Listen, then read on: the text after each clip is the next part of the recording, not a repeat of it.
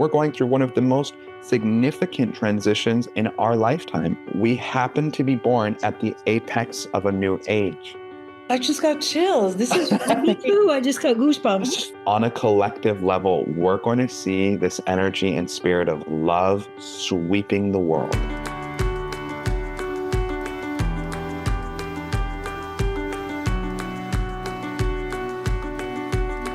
Well, hello, both of you. Hello, Katie. Hello, Danny.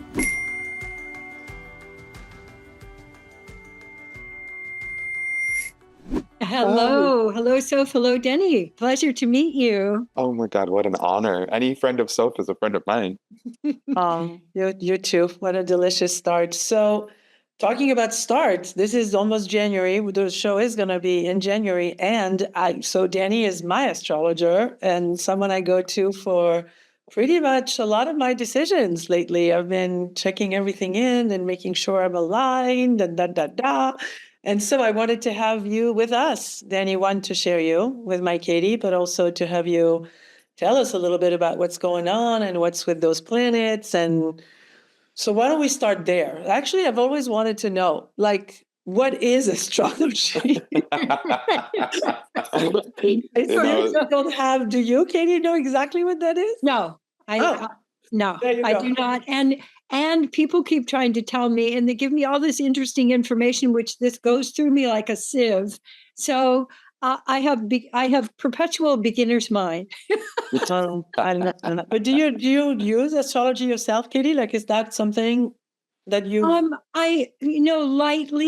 It's something that I play with, and something that I go, well, now does this fit with my experience? Really? So I use it as another form of input. Oh, I love that. All right, Danny, you have the floor. What is that thing?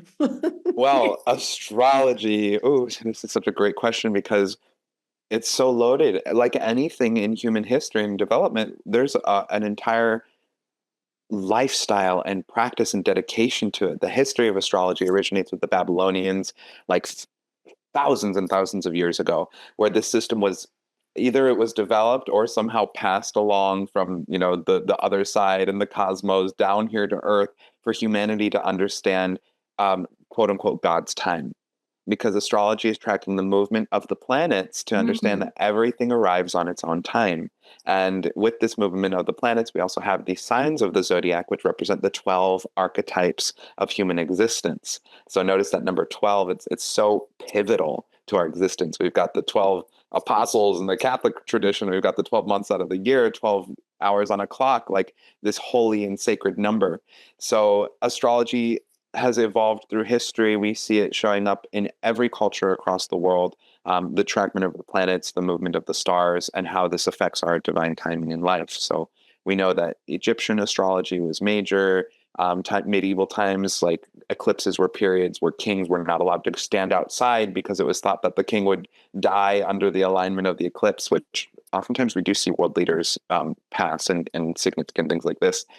Middle Eastern astrology, Greek and Roman astrology also mixed with mythologies at that point, but it has trickled down now to the current modern era where we're seeing things like astrology horoscopes on the internet, people like me who are doing astrology readings to help the layman set the direction of their life. But it's basically a tool to help us understand the timing of life and what's coming ahead, and how can these different archetypes, the planets and sign of the Zodiac, help us understand ourselves better.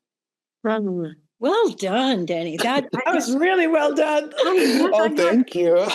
This is something I can actually step into and relate to. And what I would particularly drawn to is the sense of timing, because that's something that comes up in our work a lot, which is you can teach somebody how to do a new skill, but the timing of it and when to enter into something new or to go, oh, no, the timing's not just right. Most people have not very much experience in understanding timing and distinguishing that from something's my fault.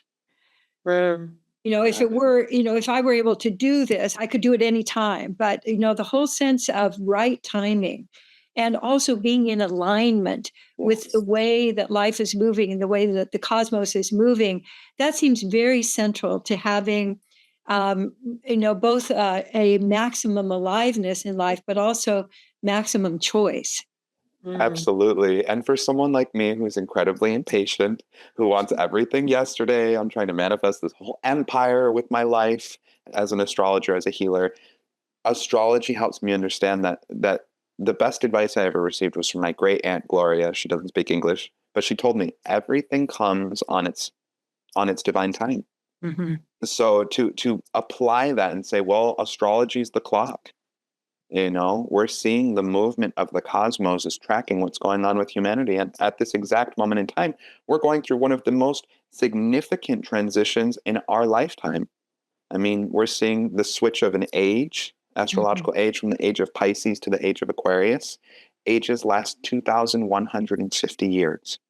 So we happen to be born at the apex of a new age. I just got chills. This is Me too. I just got goosebumps. Ooh, I didn't realize. I mean, I've heard about the Aquarian age for so long, but something really did just happen. So let's get into it a little more. Please. Just so juicy. So let's talk about this Aquarian age. First of all, what is the difference if you were to qualify Pisces versus Aquarian? Like, what shift are we seeing and are we going to be part of? I'd love to. Sure. So as a fellow Pisces myself, I've got my sun, moon, and Mercury there. Pisces is the sign of spirituality. And to study astrology, that's a big thing. So if I know that you know that I'm a trained shaman and I've done lots of training in Peru with an indigenous tribe. So I'm starting my own faith-based organization to work with plant medicine and ayahuasca and things like that. It's very Pisces. So when we look at the age of Pisces, that 2,150 year range approximately, this is where we're seeing all of the major religions in the world at this current moment in time emerging. Judaism, Christianity, Islam, all of them. So the age of Pisces, ages are denoted like who's God in that particular age. Well, Pisces is the sign of spirituality and God, the divine feminine even. That can be another thing that emerges. So we're seeing the age of Pisces. All of the wars during that time were over religion. Holy wars. Whose religion is right? Colonization. Like the age of Pisces was about my religion is better than your religion. It sounds too like about power. Yes. Who gets to have power over? But where's the power coming from? Where is the power coming from? Because religion is, everyone said, well, because this is God's word, that's what gives it the most power. Right. Whereas now we're moving into the age of Aquarius, so that power dynamic shift goes from, it's not about faith or belief. It's actually, Aquarius is the sign of the collective. Who's being the most decent human being. We're seeing things like cancel culture, people getting omitted from society for their racist beliefs or these kinds of things. That's one side of the totem pole versus, it's the left and the right. We see this a bit of a dichotomy. All sides of the human experience are now being exposed because of technology and the internet, another incredibly Aquarian thing. So Aquarius is not a very private sign. So you can go online and you can learn about sex. You can read about wars going on in anywhere in the world. You can gain information. You can research anything you want. It's all exposed. Aquarius is the sign of exposure, humanitarianism. Everybody's opinion and voice holds an equal weight. So we go from before God, or the central nervous system of humanity, was religion. And now it is transitioning over to the collective, technology, and the algorithm. Wow. I was hearing just recently that somebody said that the new Buddha will be community. And I believe that. That sounds very, very much like what you're describing, is that, all voices get to combine and to co-create. And it's part of what I enjoy so much about being with Soph, because we are co-creating together and letting discovery happen while we're speaking to each other, rather than delivering something that's already happened and having opinions about it and that kind of thing. Yeah. Well, and it's one of my closest friends and also my business partner in doing retreats. Her name's Lisa Ryder. She's a behavioral therapist, a breathwork instructor, Kundalini practitioner. And she and I are really zeroing in on this concept that when you collaborate with someone on a project, it's no longer your own. And the Age of Aquarius is very much about like, yes, you're Soph, you're Katie, but together we become Bertha. And that's like Birtha, Bertha. You're giving birth to a third entity. So are you going to go in and do Bertha? Well, that's what the Age of Aquarius is about. It's no longer just me and you, and you're over there and I'm over here. We as a collective human organism have to come together to save our planet and to enlighten ourselves. Aquarius is the sign of enlightenment. So we can understand no other moment in history have we had this much electricity available. So even when it's dark at nighttime, it's light. There's light. Also think about the human mind, enlightenment itself, to be more aware, to have more awareness. These are Aquarian themes. Wow, it's funny because one of the companies that I run, that I founded is called Be Current. And either you resonate or you don't, but when someone asks me what it is, there's always this sense of like, okay, everything I'm looking at means something. It has a role. It's current. It's like but always I've had this sense of like, it's also electricity and flow. Like the current is literally how we flow. And whatever you were just saying was so like, I keep getting chilled. It's really. I've got lightning bolts all over my shirt. Oh. And sweet. For me, with Lisa, she's also not only my breathwork instructor, she's my teacher and my business partner, but she taught me this breathwork that I do every day called the breath of Shiva, Trishula. So it's about inviting electricity into the nervous system to then use it to heal other people. So this theme of electricity is something I'm really zeroing in on, but as a collective, how can we use technology and the nervous system? That's our inner electricity as human beings. How can we use this to heal the planet and to help each other? So since it is January particularly, I'm curious, like, can you give us a little, like, how do we approach this year differently? Or you've already said a good amount that it has this different energy, but I'm curious, like, does someone do something different in January because the planets are different? Right. Well, there's a few ways to look at the coming year because we can think about the numerology of the coming year. We're transitioning from 2024, which reduces numerologically to an 8. So it was the year of the dragon. This was a time of like change and transition and shocking revelations. And, we all felt this kind of up and down intensity. Whereas we're about to enter 2025, the numerology of this year is going to be a 9. So it's the last year in a 9-year cycle. We're beginning a new cycle. We're moving into something different. So one of the biggest things that we're seeing this coming year is the point of destiny, known as the North Node in astrology, will be moving out of Aries, where it's been since July 17th of 2023, and it's going to transition into Pisces. So Pisces, the virtue is love. The shadow of Pisces is neglect, dissociation, or escapism. But the elevated sense of this sign is devotion, surrender, and redemption. So on a collective level, we're going to see this energy and spirit of love sweeping the world. And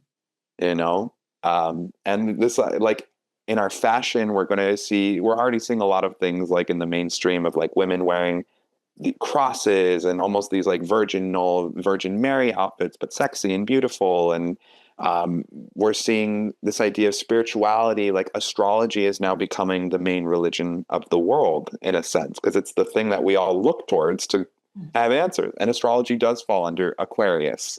So this Age of Aquarius astrology thing, we're seeing this transition from the old to the new. And I'm wondering how, what are some inner moves or orientations or shifts in focus or choice that would be most beneficial for people as they're beginning to step into this new phase? Yeah. So since 2008, the planet Pluto has been moving through Capricorn. And Capricorn is the sign of resilience, finding yourself, struggling in order to grow. And this past November, Pluto just moved out of Capricorn into Aquarius. The first time we're seeing this Pluto in Aquarius in the age of Aquarius. Mm-hmm. So this alignment's going to last 20 years until 2044. And what this is doing, Pluto is the vacuum cleaner of the zodiac. It's going to rip things out and clean it up. So it represents the unconscious mind, addictions, obsessions, breaking generational patterns and karma. So we saw with Pluto and Capricorn, Capricorn's this like self-discovering sign. We saw a rise in capitalism, our food like completely filled with preservatives and people getting, fatter, gaining more weight, these kinds of things. And also the crash of the stock market in 2008. Like Pluto really dealt us a hard hand over this last 15 years. And what the next 20 years is going to look like is about us coming together as a collective. How are we making humanity grow? It's no longer the individual, but it's the hive mind. We as a group, how are we collectively going to bertha with each other and make a better humanity?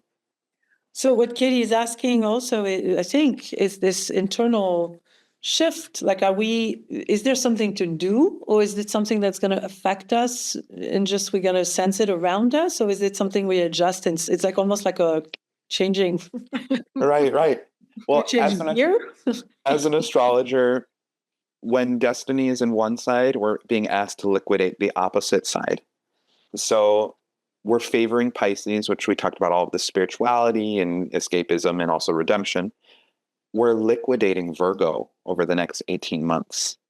So Virgo is the sign of order, perfectionism, getting it right the first time around. Pisces is the sign of being lenient and forgiving and choosing love. So on a collective level, we're going to see some changes. Let me tell you both. I was going to say tell y'all, because it's the idea that it's no longer during this period about necessarily getting it right or getting it right the first time or being perfect. It's on a collective level. We are going to be looking at our mistakes, the things that we've done wrong, the things that we've neglected or overlooked, and then how are we going to apply more love? So we're going to see this next year. It's almost like romantic. It's giving the energy of atonement, Yom Kippur in the Jewish religion. How do we forgive, apologize, or pardon? I think we're going to see a lot of death of loved ones over the next year or 18 months because Pisces is the sign of the other side, spirituality, beyond the veil. And people diving more into spiritual practices, more plant medicine, breath work, shamanism, spirituality, church, religion, all of these kinds of things. We're emphasizing spirit and letting go of the mundane to move towards more of the magical side of life. It's a romantic period. So curious what you both think about this. I was like tossing the clothes off and running out in nature and You're back to the 60s. This sounds very familiar to me. Yeah, in a sense, we're going through, I think, the world's next major revelation towards almost what was going on during Woodstock, because things like ayahuasca, plant medicine, mushrooms, what's the other one that people are doing? It's the horse. It was originally used as a horse tranquilizer. Ketamine, yes. And ketamine's now being used for treating depression and anxiety, suicidal ideation. The world is making, the neck of the world is turning, and our eyes are looking at, oh my God, there's alternative forms of healing that have been suppressed and locked away from humanity for quite some time. And the theory is that chimpanzees, apes, our friends in our lineage evolved with the use of psychedelics. So supposedly they evolved to us through psychedelics, and we're getting ready to prepare as a human consciousness and species to make the next leap in our evolution. Yes, I was just reading about this this particular theory about psychedelics were actually a major part of our evolution. And when we take a look at history, we really see that mood-altering substances have been present. Wherever humans gather together, they're going to find mood-altering substances to create new possibilities. And we had, Gay and I, experienced that because a lot of the, like what's now known as ecstasy, MDMA, Adam was around in the 70s and 80s and was starting to really be used in therapeutic ways, and and then got on Schedule A and got suppressed for many, many years and is now re-emerging again. Yeah, and the use of MDMA was originally to treat couples in marital therapy. They're prescribing it to couples to help them improve their sex life, their relational life, almost like Cupid's arrow to reinvigorate the sense of being in love. Very, and when I hear you say in love, it's like our matrix is shifting. Rather than being in power over and getting it right, and having that sense of I can't really explore because I have to protect myself from from all of these threats, to like, oh, let's experiment, and it'll all work out, and let's just dive in. Yeah, and we can also understand the planet Saturn is currently moving through Pisces as well. So the two, in my opinion, heaviest hitters, well, maybe three, in the zodiac are going to be Saturn, the North Node, and Pluto. So Saturn is the father planet. It's the one that'll make you yield to anything. So with Destiny moving through Pisces and Saturn moving through Pisces, they're going to line over each other this coming year. So we're going to be forced as a collective to yield from Saturn to love from Pisces. We're going to be forced. So we're going to see people, some examples could be like somebody who's in a relationship that's not working for them and they're actually in love with someone else. There's going to be a yield. They're going to have to yield, to surrender to the truth of that love. Somebody who's had issues with their father for their entire life existence, and their father then is on the verge of death. They're going to have to yield to that love and actually go to the father, have that conversation, forgive them before the father passes on, or the father passes and then the person's still forced to find the forgiveness, the love. Another example could be on a collective level.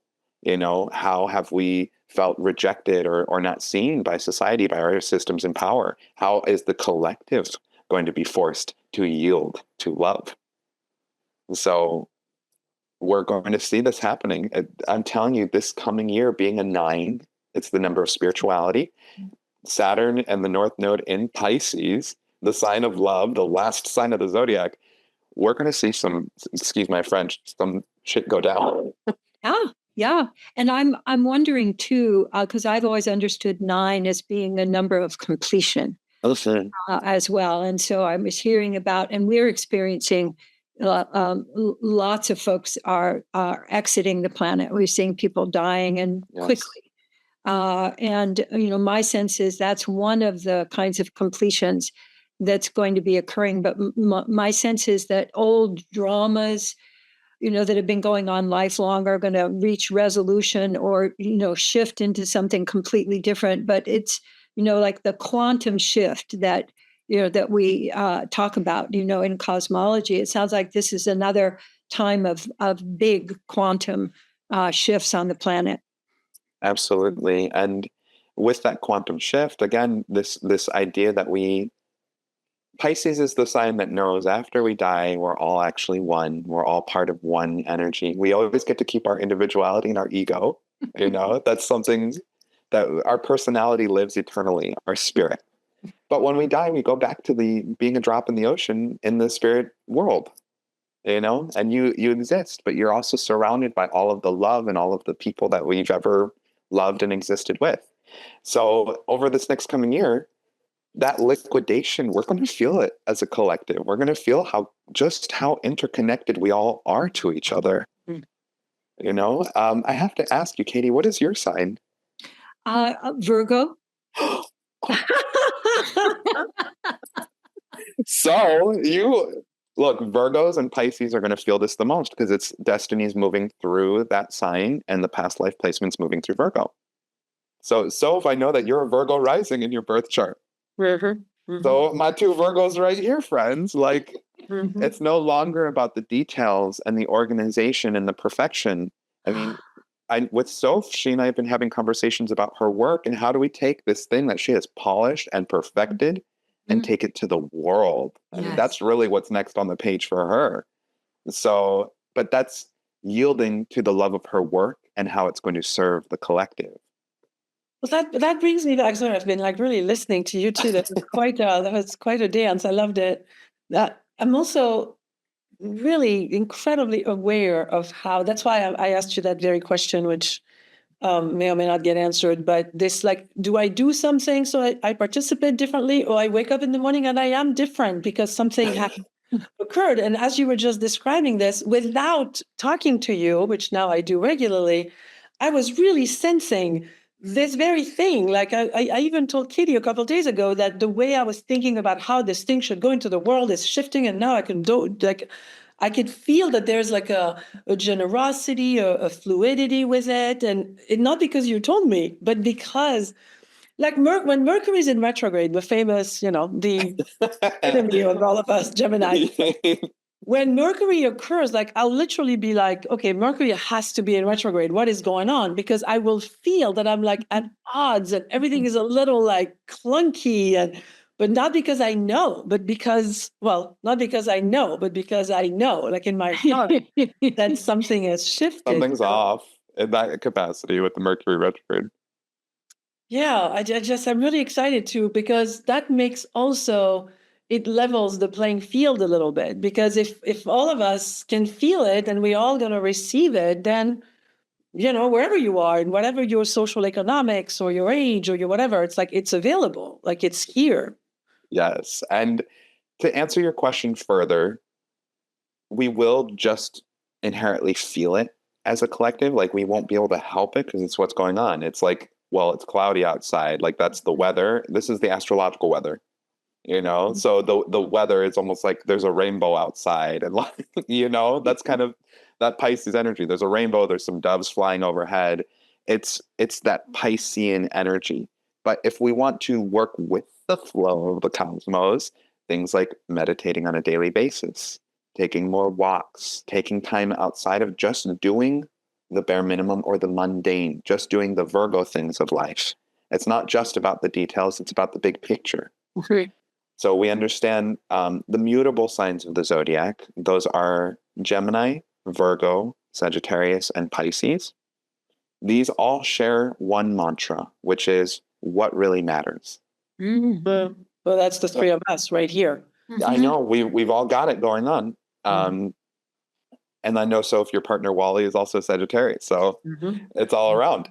So we think about this mantra of what really matters. Well, for a Gemini, what really matters is about community. Who do we hold closest? And Gemini has that tool of using the sword to cut out everything that's interrupting the flow and the respect and the love of that community. It's having boundaries, truly. For a Virgo, what really matters? Well, the devil's in the details. So rather than a knife or a sword, Virgo's going to pull out the scissors. It's more precise. It's more exact. We're cutting around the lines. It's not so, it's about getting it perfect. That Virgo energy.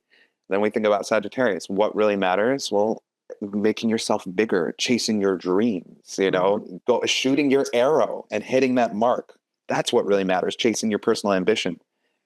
And then Pisces, what really matters? Love. That's why it's the last sign of the zodiac, because it's been through all of the other signs, supposedly. Me being a Pisces, I don't know if I can claim that I've had that much experience. Oh, go on. but we can say Pisces understands that what really matters is at the end of the day, once we leave this earth, even the bad things we do, those don't necessarily follow us. It's the love and the camaraderie and the good moments that we choose to remember and that our soul gets to invest in. So we're going to really be focusing on what really matters through the Pisces lens, which is love, forgiveness, apologizing, atonement, pardoning, surrendering, letting go, and releasing Virgo's idea that it doesn't need to be perfect. It doesn't need to necessarily look or feel right. You don't need to have all of the answers. Virgo focuses on discernment in order to get the right answers, choosing with a wise mind. Pisces' tool is faith, knowing that it's just going to happen anyway. Well, Yeah, that is good fit for you. I'm curious, could you do like the 12, like kind of a few words for each one of the vibes of this year? Like, yeah. Like what's going on for each sign? Yeah. Sure. Ooh. Oh, I wish I had prepared a little bit more beforehand because I'd be able to speak exactly on each one, but let me just pull Well, up a as a chart. Virgo, I'm going to release you from that need to have it be perfect. Oh, Ah! that hurt Ooh, right there. thank you. Thank you. I like the vibe because when you speak numbers and things, Mhm. it's a little, I mean, it's interesting from a scientific thing, but I'm curious Sure. the vibe, like each one of the sign, like my mother's an Aries. Like what would I want to know that's going to be kind of the theme or the vibe of her year? I'd be curious to do that with all of them. That's Absolutely. So for an Aries, what we're seeing the vibe really focusing on, ooh, this is an interesting year for Aries because the ruler of Aries is the planet Mars. So Aries are starting this year off with Mars retrograding. It's going backwards. It's not working the way that it's supposed to. So Aries are having a really slow start to their year. This is also going for Scorpios because they're both sharing that Mars ruler. And with a Mars retrograde, it's in the sign of detriment, Cancer. Translation: Aries are going to be way more in their feelings, especially towards the beginning of the year. They're reviewing themes of family, codependency, needing control.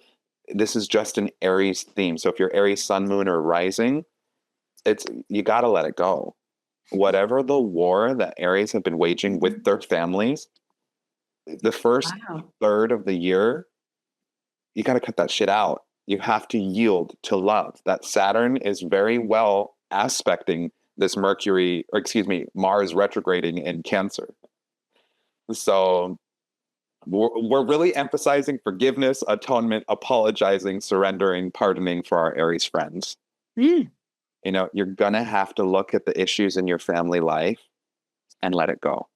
Okay. The truth will come out and the transitions will also come out. Interesting. So What's next? Taurus? What's after for that? our Taurus friends, Okay. you know, Mhm. Taurus are being pushed into this a little bit more spiritual moment than they're like used to. Taurus is the sign of reality. I know a lot of Tauruses who are atheist or they view nature as God. So with all these Piscean planets going on, all of a sudden there's like, whoa, you know, there's this idea of, okay, love, intimacy, connection, Wow. not just the physical world, but it's like, I think Tauruses are going to be finding love, falling in love, going deeper into love.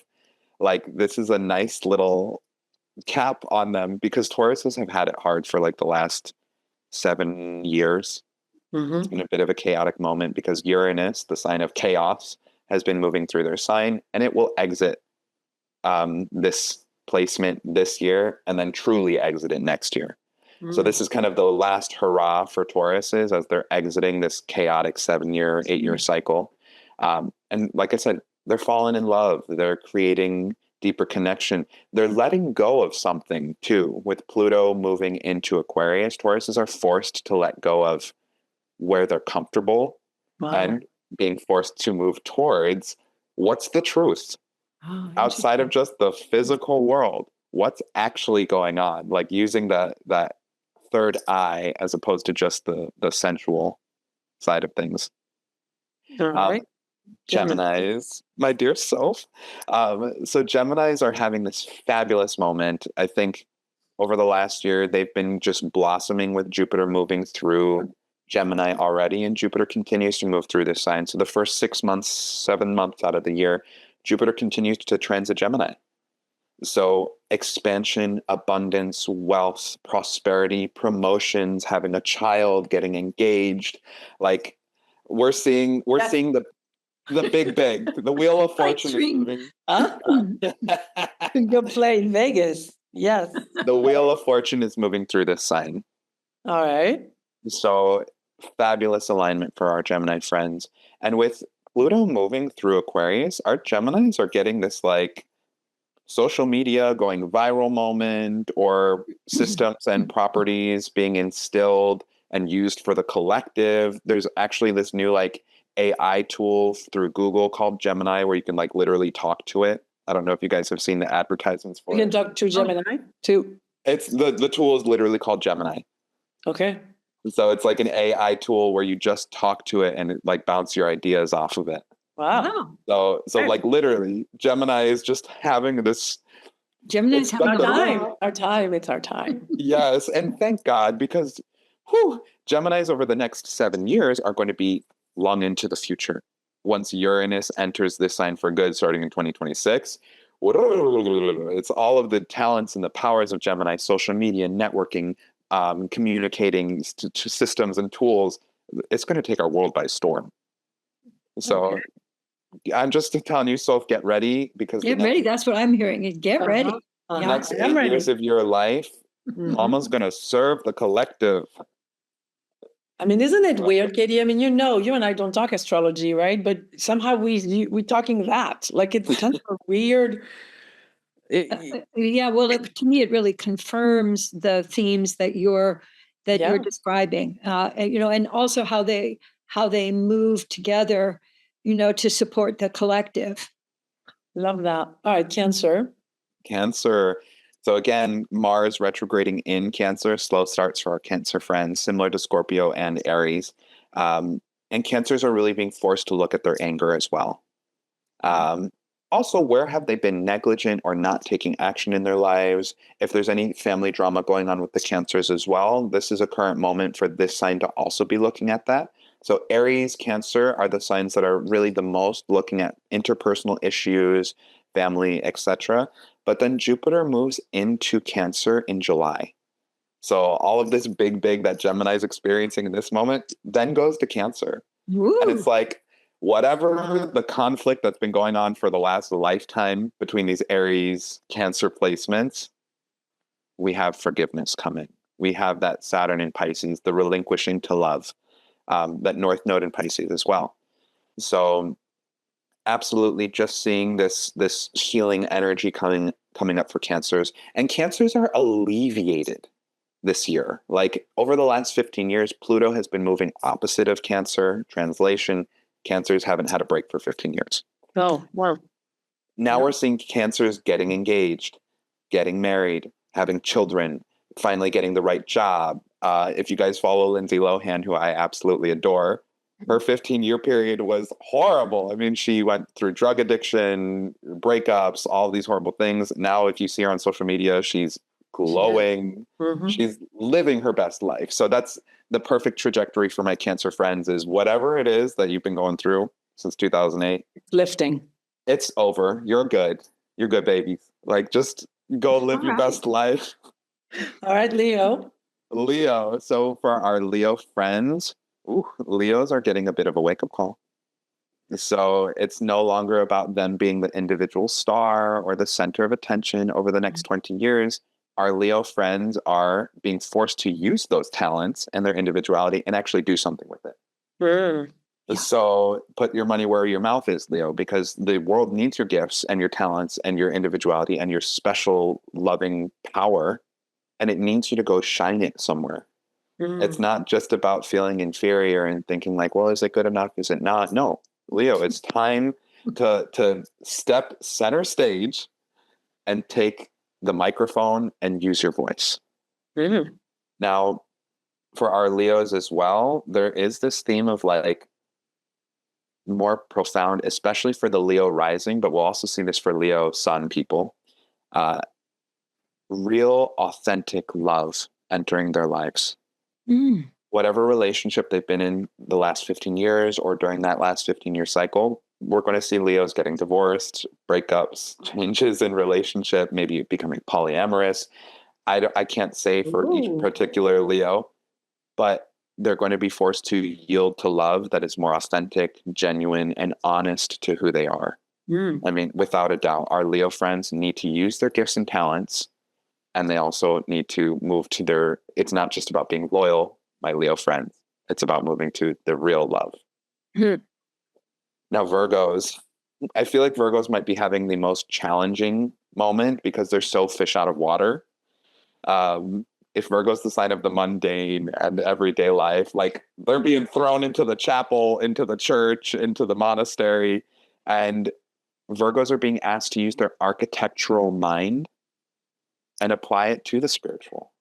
How can we clean up our nuns and our chaplains and our people over here? How can I stop criticizing or trying to be perfect? How can I forgive? And our Virgos are probably, Virgo and Pisces, these two signs are going to grow the most during this period. Because Virgos are going to have to let go of that shtick of perfection and OCD, and they're being bathed almost like in holy water in love. And the theme of like the Virgin Mary, purity, divine love, gracefulness is going to emerge so powerfully over the next year and a half. And that's Virgo territory. So we're going to see our Virgos sparkle and shine. It's about taking the lens off of just seeing things for what's right in front of their eyes and understanding it's time to dream. Similar to Leo, but Leo's has to do with inferiority and not thinking that their gifts are good enough. Virgos has to do with not seeing that what they have to offer actually deserves to be shown to the collective. So Cool. my Virgo friends, it's fish out of water because it's taking the mundane and making it holy or divine. But fascinating growth here. And what I'm hearing in all of these is a letting go into love. Yes. And in all kinds of different ways, but it feels like a letting go of an old structure, for really cosmologically, interpersonally, individually, but letting go into the actual experience of love in all of its dimensions. Yes. And because this year is a 9, on a collective level, all of the drama that has not figured itself out within families, within jobs, within whatever dynamics, it's going to be cleaned up. That Pluto and Aquarius vacuum cleaner is going to suck it out. And that Saturn in Pisces is then going to say, now that we've removed the bad, how do you forgive? How do you make nice? How do you get on the same page so that there's no bad blood? Whoa. What's after Virgo? Libra. Yes. All right. So Libra, ruled by the planet Venus. We're going to see Libras, I feel like this sign is less affected compared to the other signs. Libra's actually like going to have the easiest time during this moment because they're already romantic. They're already forgiving. They're team players. Like Libras, y'all are going to have a good time because Pluto in Aquarius and Uranus entering Gemini with Jupiter in Gemini, they're supported.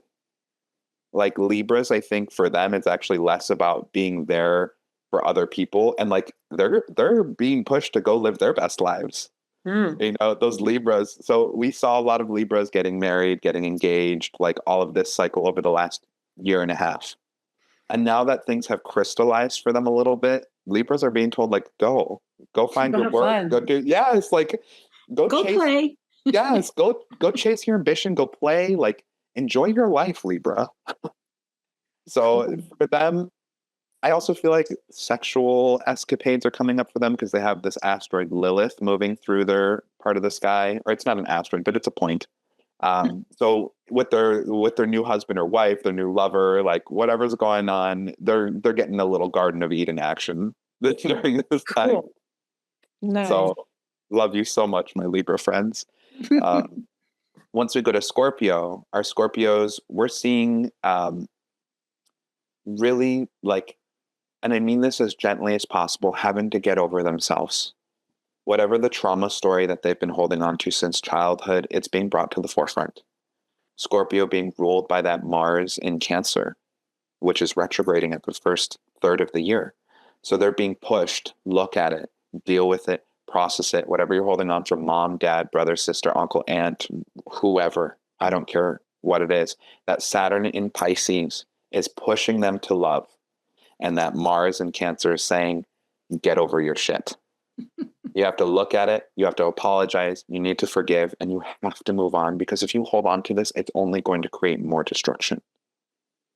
So Scorpios have a choice. And if they don't choose love, they will be forced to yield to it. They will be forced. So an example might be if somebody's been holding a grudge to a sibling their entire life, and then a grandparent dies and the family is forced to come together. Bury the hatchet. It's not about you. It's about the family coming together. And with death, things are exited. Things are released. Does this make sense? Yeah. So I love you, Scorpios. I'm not. I'm just calling it out as I see it. Please, Nothing personal. Sagittarius. All right, Sagittarius. So Sagittarius, get ready because the next like 8 years of their lives, I'm seeing travel, I'm seeing movement, I'm seeing community and expansion and growth and like negotiations. They're getting a lot more clear in their boundaries and their contracts and sharpening things up because our Sag friends normally aren't so good at drawing the lines when it comes to self-preservation. You know, they can oftentimes give more. Mhm.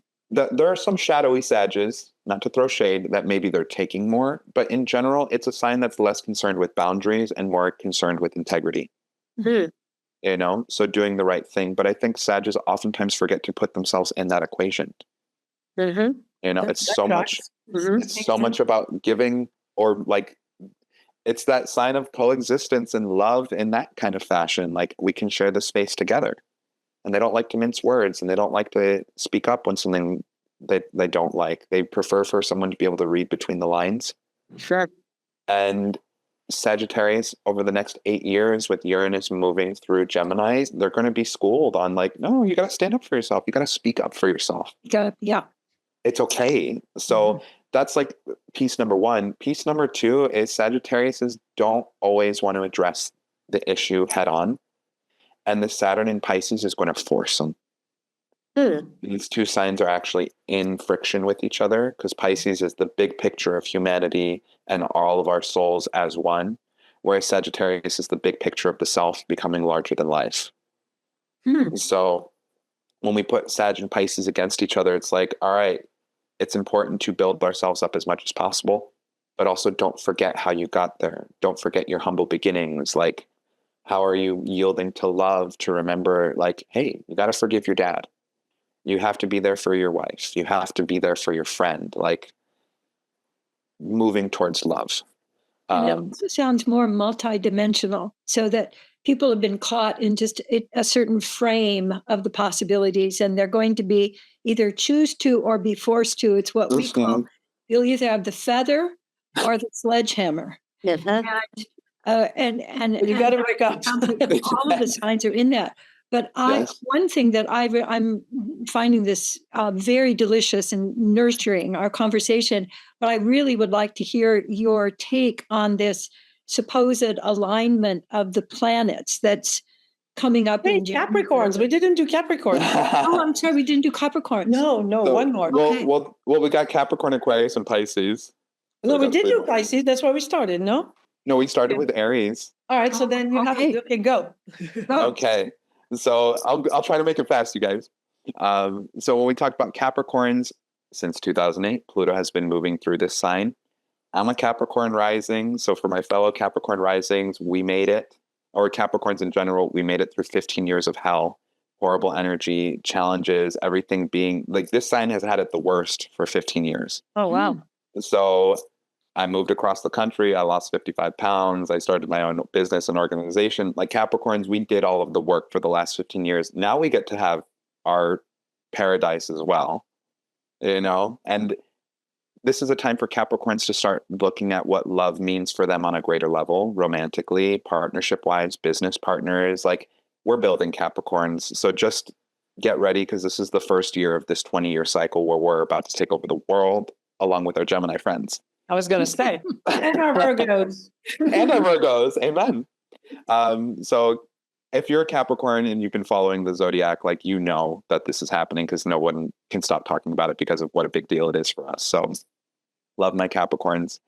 Aquariuses are being called, similar to Leos, but Aquariuses are being called to the collective to help the world be more of themselves. So we're seeing Aquarius as individual gifts and shininess and angelic energy being thrust into the world, and they're being finally recognized, and they're being transformed.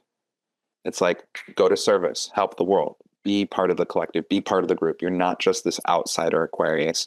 You're actually like the age that we're in. They're the angels of the Zodiac. So they're being called to use that frequency to help the world. And then for our Pisces, I am a Pisces Sun, Moon, Mercury. based on the alignment, we've got Neptune, the planet of dreams, fantasies, illusions, God, and destiny, the North Node, in a conjunction this year. So Pisces are going to have some kind of incredibly miraculous energy happen for them. This is the sign that is probably getting the most heavenly alignment with Saturn, Neptune, the North Node, Venus. Like, there's an alignment here that's just, I can't even put it to words. It's so Piscean. So Pisces friends, get ready, because something beautiful is about to happen. Mm. And that's the Zodiac. That was really cool, really good. Well, I love it. I love it. Very, very Talk helpful. to the And also people I how know. everybody's related to everybody, and Yeah. part of the collective and part of the, what I call the different instruments in the orchestra. And so it's very helpful. Thank you. You're You wanna take welcome. a moment, Katie, and tell us about this, the 25th of January. Did you want to? Well, I just been reading about, on social media, there's, this big uproar about all this number of planets that are going to be aligned on the 25th of January or something like that. And one of my friends was saying, what does that mean if they're aligned? Is that they're all in the same, we can measure it? Or, so people were very confused about, and also about what it means. So I would just love your quick hit on that, what your experience is. Right. Well, I prepped a little bit for this because Soph coming to me with this information was the first that I'd heard of it. And I did some research. There's no major astrological publication that is actually supporting this claim. So I have two sources that I did find talking about it. One of them was moneycontrol.com. So not sure how astrological or scholarly or, how much this is really being supported. But their claim was a spectacular event in the night sky will light up the heavens on the 25th day of January in this year of 2025. Stellar observers will be excited to know that Mercury, Venus, Mars, Jupiter, and Saturn will appear within a similar celestial line. Unlike most astronomical phenomena, this planetary conjunction is visible to the naked eye and brings in additional astrological learning. So this is incredibly confusing to me, because when I pulled up the astrology for January 25th, their claim was Mercury, Venus, Mars, Jupiter, and Saturn were all going to be in a similar celestial line. Well, Mercury, they're not. Mercury is going to be in Capricorn.